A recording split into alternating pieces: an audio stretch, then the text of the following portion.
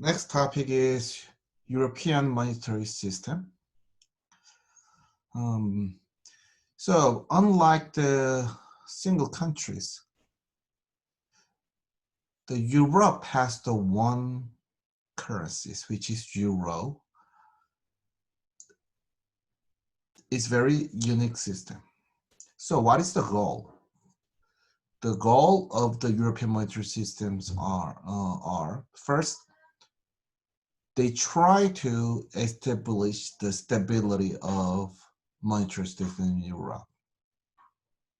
Second, they try to coordinate exchange rate policies.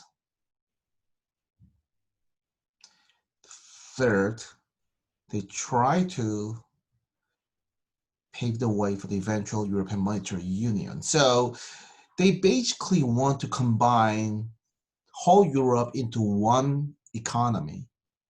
The first step is to making one currencies. And eventually they convert the economy into one. And they agreed that they will coordinate their fiscal, monetary, and exchange rate policies, and eventually they try to converge their economy into one. So that's the major reason that European countries make one euro system. So in January 1st, 1999, European monetary unions adopted a currency called the euro.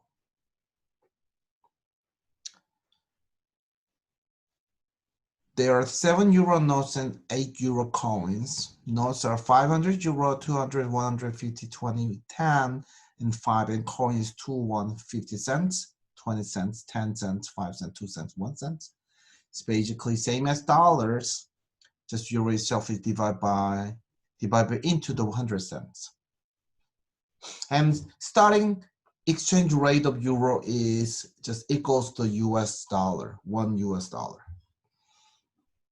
And now this is the daily dollar euro exchange rate since the euro inception until the 2016. And you see some volatility of the euro. So initially it starts from 1, but even it becomes a little bit higher when they start. And when they start to use it, they actually becomes a lower value, but it increase, decrease, it's very close to 1 right now. So it's kind of, we can see these changes, dollar euro exchange rate. So what is the long-term impact of the euro system?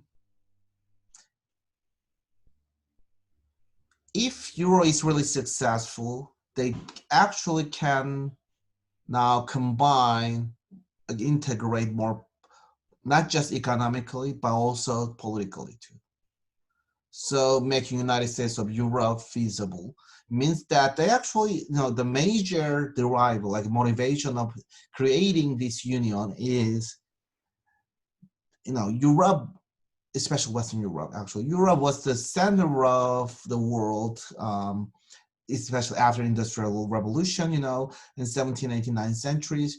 But it actually moved to the United States since the 20th century. So European countries try to actually to build the power as United States have.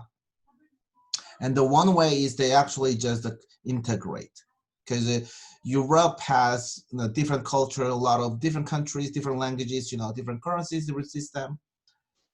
So they try to make one system so that they can actually become like the US, United States. And if the euro becomes successful, then they can actually make more politically integrated system too. It is also possible that the US dollar will lose its place as the dominant world currency, because an euro, US dollar maybe could be the two major currencies.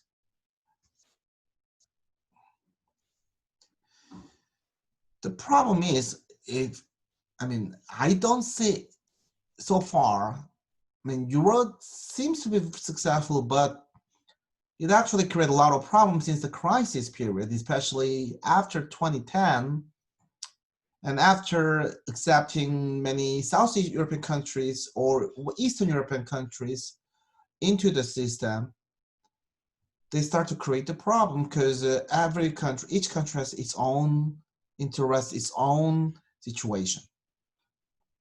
So the cost of the monetary union is the main cost is the loss of national monetary and exchange rate policy independence, which means that, I mean, German looks fine because the German has a solid fundamental economy, and also German mark was actually quite expensive, and they may enjoy like a relatively depreciated German currencies after adapting euro, whereas like the Greek, Italy, Spain, Portugal, has the problems because the fundamental economy is not very well like it's not like Germany, and and they also have different economic systems so that they may face some trouble. So the more trade dependent and less diversified a country's economy is, the more prone to asymmetric shocks that country's economy will be, which means that now